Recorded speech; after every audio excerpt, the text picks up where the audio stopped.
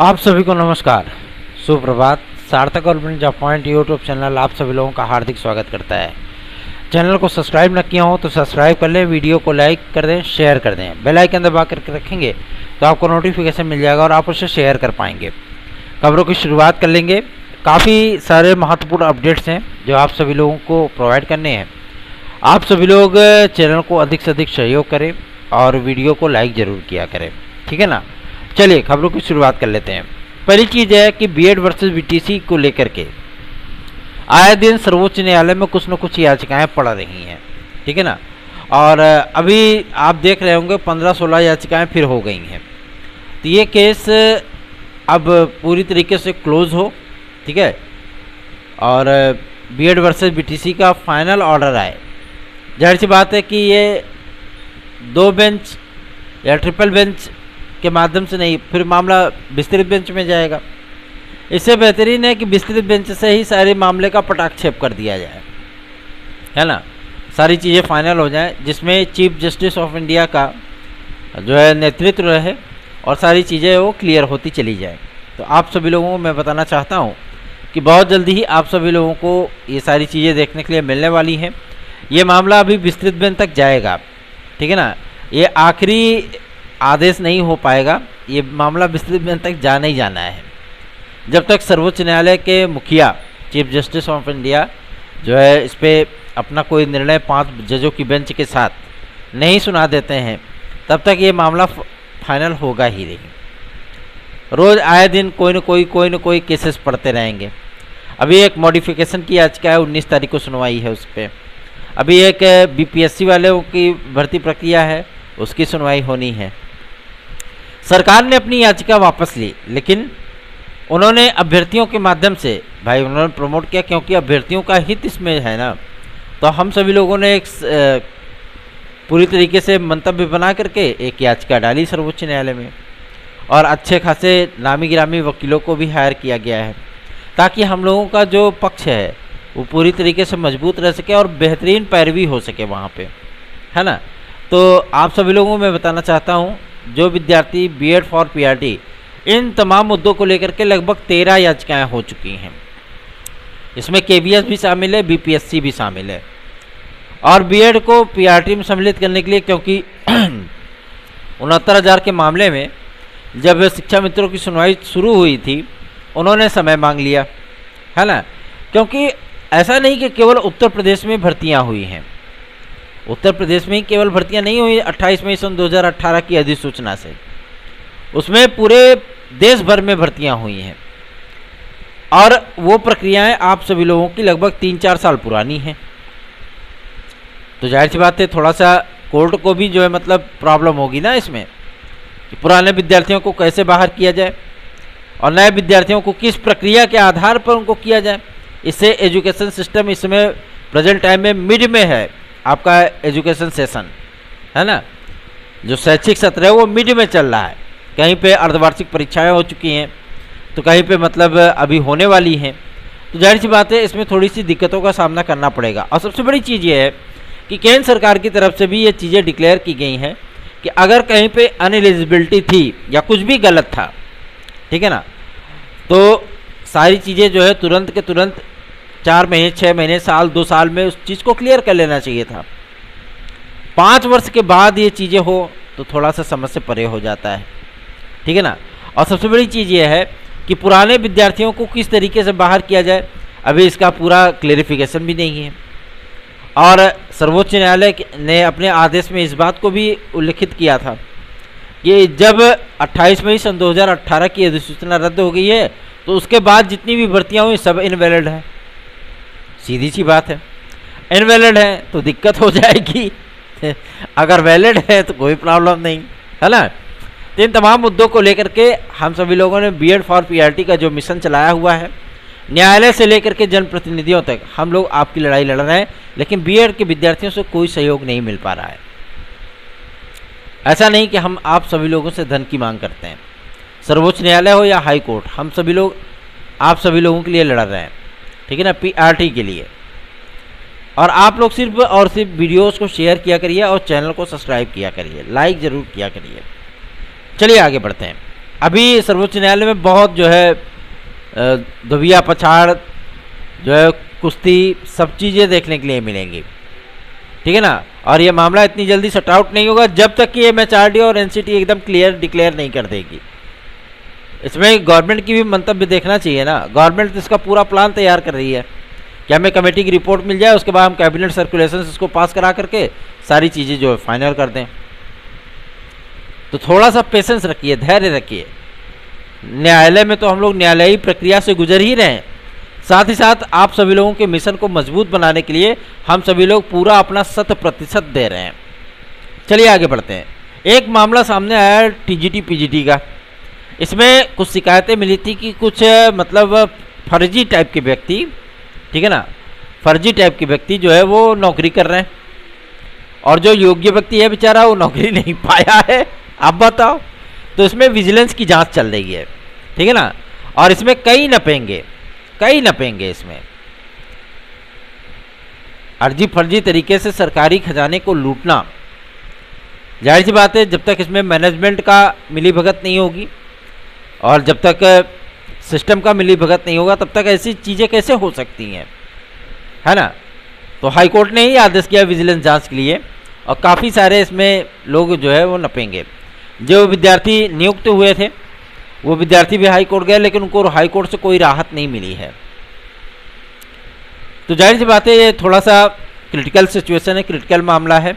ऐसी भी चीज़ें एक बार जब अखिलेश यादव जी की गवर्नमेंट थी तो समानांतर चयन बोर्ड का जो है मामला सामने आया था, ठीक है ना, कि मतलब एक चयन बोर्ड तो उत्तर प्रदेश माध्यमिक शिक्षा सेवा चयन बोर्ड था ही, लेकिन उसके समकक्ष एक समानांतर चयन बोर्ड चल रहा था। हालांकि वो मामला दबा दिया गया, है ना।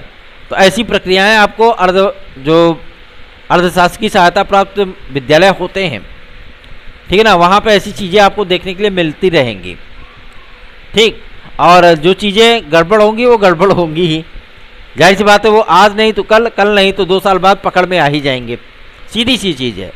तो जो कार्य करिए लीगल ढंग से करिए, सीधी सी चीज़ें हैं। अगर आप इनलीगल ढंग से कोई कार्य करेंगे तो कहते नहीं कि पाप छुपाए नहीं छुपता, एक दिन सामने आना ही आना है। बड़े बुजुर्गों ने गलत नहीं कहा है कि अगर आप गलत काम करेंगे तो जाहिर सी बात है एक न एक दिन सामने आना ही आना है उसका। इसलिए जो कार्य करिए लीगल ढंग से करिए ताकि आप पे कोई उंगली ना उठा सके और किसी भी प्रकार से आपको कोई परेशानी ना हो। हमारे जो याचिका भाई बंधु हैं हम बताना चाहते हैं कि आप सभी लोगों के डॉक्यूमेंटेशन हो चुके हैं, ठीक है ना। याचिकाओं से आप सभी लोगों को जोड़ने की प्रक्रिया चल रही है, क्योंकि सारा चीज़ें एकदम क्लियर होने के बाद अब हम सभी लोग फाइनल डेट लगवाएंगे। आप इसको हमारे ऊपर छोड़ दीजिए, ठीक है। प्रथम वरीयता सूची जो प्रतीक्षा सूची जारी हुई थी, ठीक है, हाई कोर्ट से ही आदेश आया था उसके लिए और 2016 के विद्यार्थियों को 68 विद्यार्थियों को उसमें राहत मिली थी, ठीक है ना।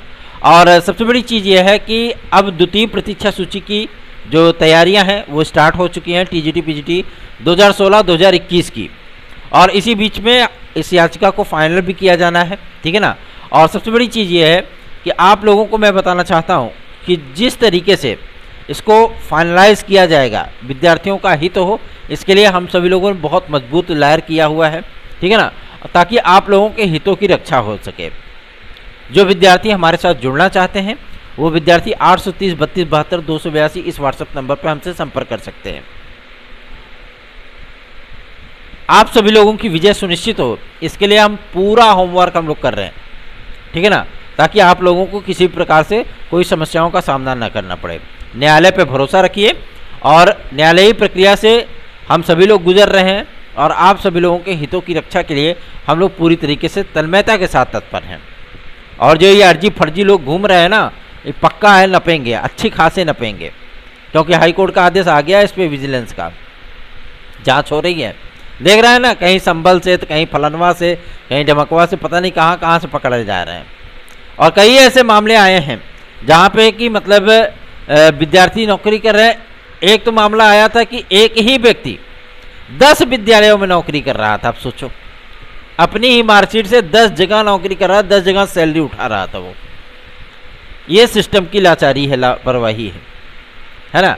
तो ऐसी चीज़ें आप लोगों के सामने आती रहेंगी और आप सभी लोगों से मैं गुजारिश करना चाहता हूं, जो हमारे भाई बंधु 2022 TGT PGT की तैयारी में लगे हुए हैं, वो जुट जाएं, रम जाएं, क्योंकि आज उत्तर प्रदेश शिक्षा सेवा चयन आयोग के गठन की प्रक्रिया को लेकर के एक महत्वपूर्ण मीटिंग होने चल रही है, ठीक है ना।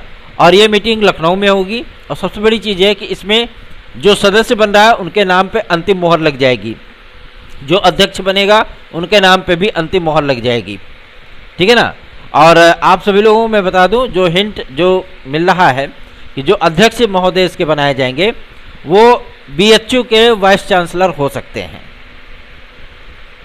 ठीक है ना। तो आप सभी लोगों को इसमें चिंतित होने की आवश्यकता नहीं है।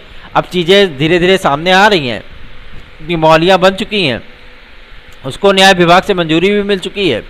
और सबसे बड़ी चीज़ यह है कि अब वो मुखिया के पास, अर्थात योगी आदित्यनाथ जी महाराज जी के पास वो नियमावली है। तो अब जाहिर सी बात है सारी चीज़ों की बैठकें होंगी, सभी नामों पर अंतिम मोहर लगाई जाएगी कि हाँ फाइनल है, और उसके बाद आप लोगों को अधिसूचना देखने के लिए मिल जाएगी। तो निश्चिंत और बेफिक्र होकर के आप सभी लोग तैयारियां करिए, क्योंकि गवर्नमेंट आपसे 2 कदम आगे है।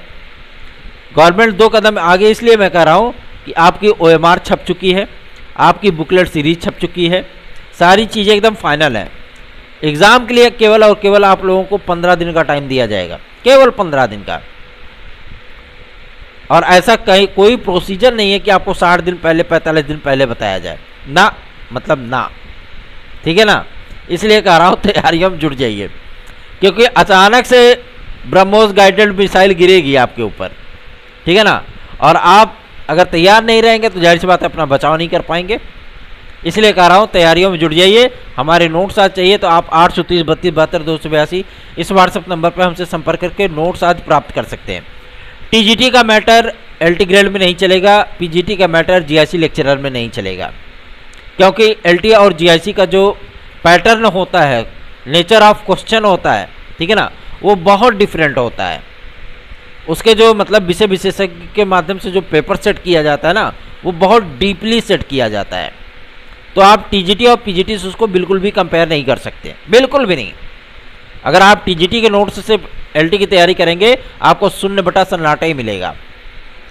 और यदि आप पूरी तन्मयता, पूरी ईमानदारी और पूरी निष्ठा के साथ एलटी की तैयारी एलटी के ढंग से करेंगे तो आपको 1 सीट सुनिश्चित हो जाएगी।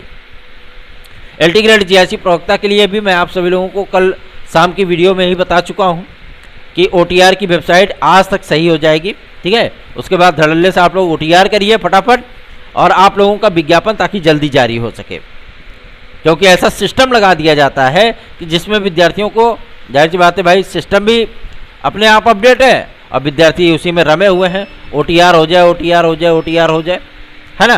तो इसलिए कह रहा हूँ कि आप लोग ओटीआर कर लीजिए, क्योंकि बीएड वालों की संख्या बेहद कम है, बेहद कम मतलब बेहद कम है।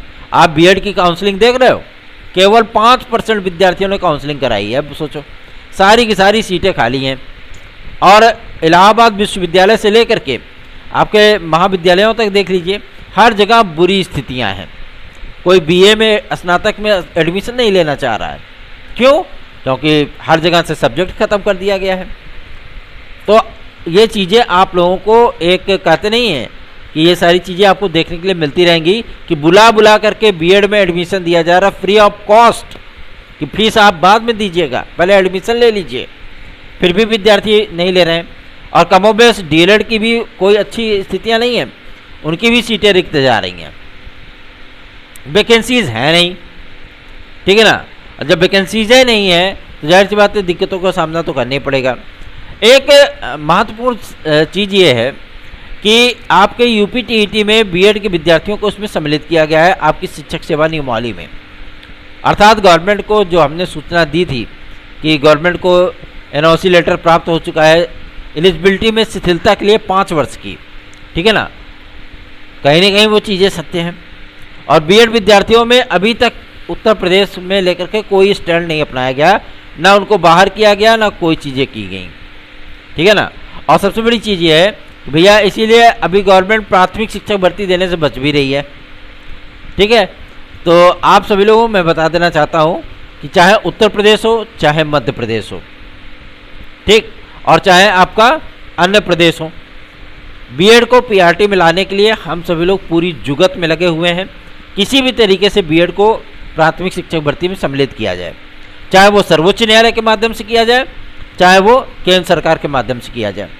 लेकिन आप लोगों की लड़ाई हम सभी लोग लड़ रहे हैं, तो सहयोग करिए। जितना अधिक शेयर, जितना अधिक वीडियो को लाइक, उतना ही मनोबल बढ़ता है। चलिए आगे बढ़ते हैं। यूपी कांस्टेबल और यूपीएसआई के लिए पूरा 62,000 पदों का पूरा ब्यौरा तैयार हुआ है, ठीक है ना। और कहाँ कहाँ कितने कितने किस किस ज़िलों में सारी चीज़ें भेजी जानी है, उन चीज़ों को ध्यान में रखते हुए अभी तक जो यूपीएसआई के लिए फर्मों का चयन किया जा रहा था, ठीक है ना, उसमें फर्मों का चयन की प्रक्रिया कंप्लीट हो चुकी है। और यूपी कांस्टेबल के लिए तो पहले ही हो चुका था। अब सारी चीज़ें फाइनल है, बस एज रिलैक्सेशन का मुद्दा ये सॉल्व हो जाए, बस मामला फिट है बॉस, ठीक है ना। आप सभी लोगों के लिए एज रिलैक्सेशन के लिए हम सभी लोग प्रयास कर रहे हैं, तो आप सभी लोगों को भी नैतिक जिम्मेदारी लेते हुए चैनल को सपोर्ट करना चाहिए। जितना अधिक सपोर्ट करेंगे उतना ही बेहतरीन ढंग से हम लोग कार्य कर पाते हैं। यूपी SSSC इस समय आप सभी लोगों के PET 2023 को लेकर के एग्ज़ाम की तैयारियों में लगा हुआ है। आप सभी लोग अंतिम लक्ष्य मान करके यूपी PET की तैयारियां करिए।